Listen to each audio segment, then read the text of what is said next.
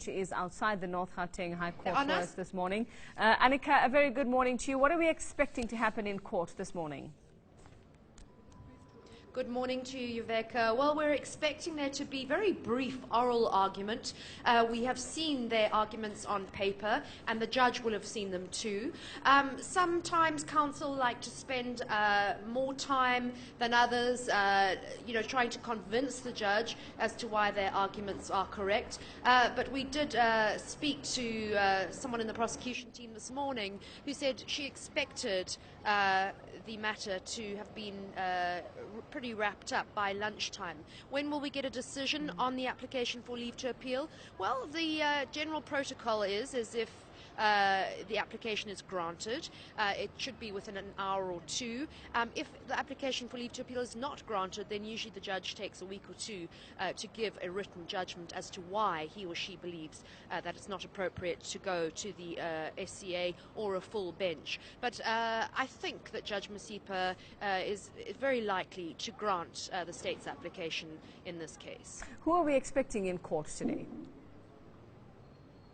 Sorry, Yuveka, did you say who are we expecting? Yeah, I mean, apart from the legal teams, do we expect to see family members? And family members as well. Look, this is pretty dry legal argument. The state can only appeal on legal facts, so there can be no factual basis for the application for leave to appeal. It has to be on legal argument, and really the core of this argument is going to be, did Judge Masipa interpret the application of dolus eventualis correctly?